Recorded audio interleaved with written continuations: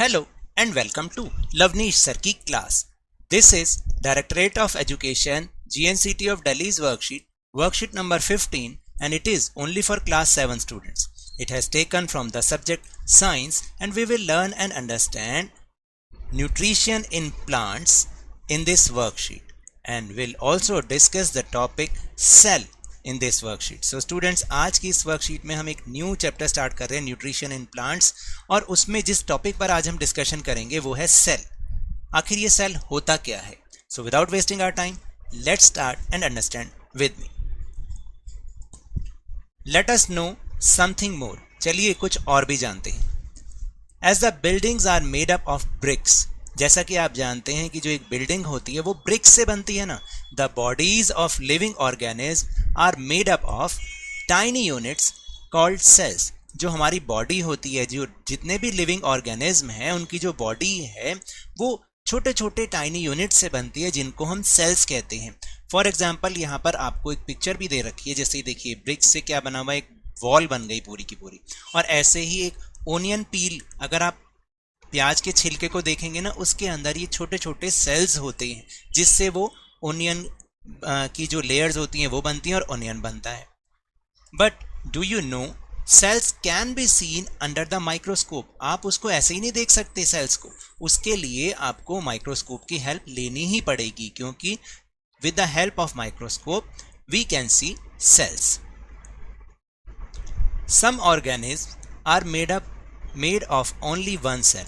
आपको पता है कि कुछ ऑर्गेनिज्म ऐसे भी होते हैं जो कि केवल एक ही सेल से बने होते हैं. Just like amoeba. अमीबा एक ऐसा ऑर्गेनिज्म है जो कि सिर्फ वो वन सेल का ही होता है, उसके अंदर एक ही सेल होता है. Now will move on the topic parts of cell, यानी एक सेल के कौन कौन से पार्ट्स होते हैं. जानते हैं एक सेल कितनी चीज़ों से मिलकर बना होता है, कितने पार्ट से मिलकर बना होता है. उसके अंदर एक न्यूक्लियस होता है, एक सेंटर. हर सेल के अंदर एक न्यूक्लियस यानी सेंटर होता है, और उसके अंदर साइटोप्लाज्म होता है, एक जेली टाइप सब्सटेंस होता है जिसको हम साइटोप्लाज्म कहते हैं. और जो उसका आउटर लेयर होती है उसको हम सेल मेम्ब्रेन कहते हैं. क्या कहते हैं? Cell membrane.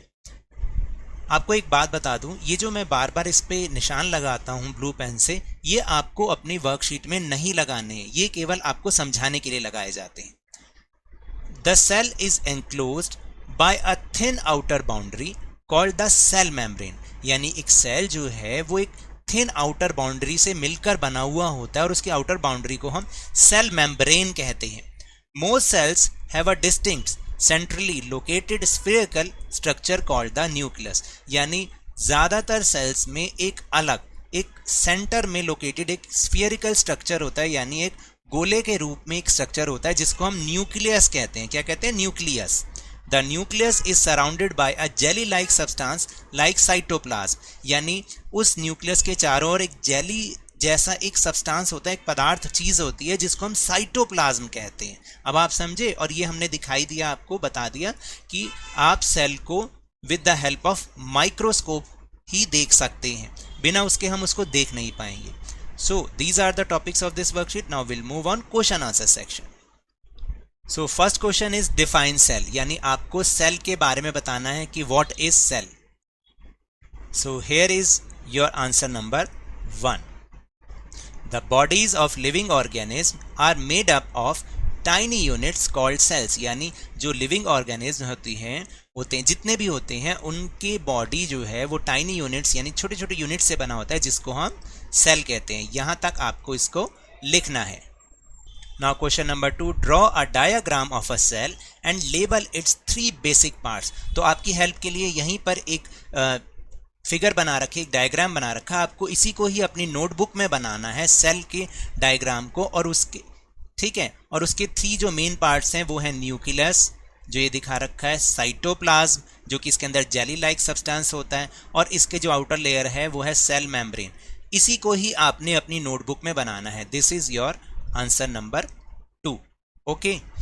टेलीग्राम ऐप पर भी हमने अपना चैनल लवनीश सर की क्लास बनाया है, जिसका लिंक आपको इस वीडियो के डिस्क्रिप्शन बॉक्स में मिल जाएगा. वहां से आप हमारे ग्रुप से जुड़ें. इस वीडियो का लिंक और दूसरी इंपॉर्टेंट वीडियो का लिंक आपको कहीं सर्च नहीं करना पड़ेगा, वहीं पर आपको सारे वीडियो के लिंक्स इजीली अवेलेबल होंगे. So now that's all for this worksheet. अगर मेरे इस तरह समझाने से अब आपको समझ में आने लगा है तो इस चैनल और वीडियो को खूब लाइक दीजिए। आप इस समय वीडियो देख रहे हैं तो लाइक का बटन भी दबाइए, नए हैं तो सब्सक्राइब कीजिए और इस वीडियो को खूब शेयर कीजिए और जल्दी से जल्दी अपने ही इस चैनल लवनीश सर की क्लास के सब्सक्राइबर्स को और ज़्यादा बढ़ा दीजिए। But remember, whenever you will go outside, please wear your mask। और जब भी आपकी टर्न आए कोरोना की वैक्सीनेशन जरूर कराएं, क्योंकि कोरोना को हराना है और जिंदगी को एक बार फिर से सुहाना बनाना है। इसी उम्मीद के साथ थैंक यू वेरी मच।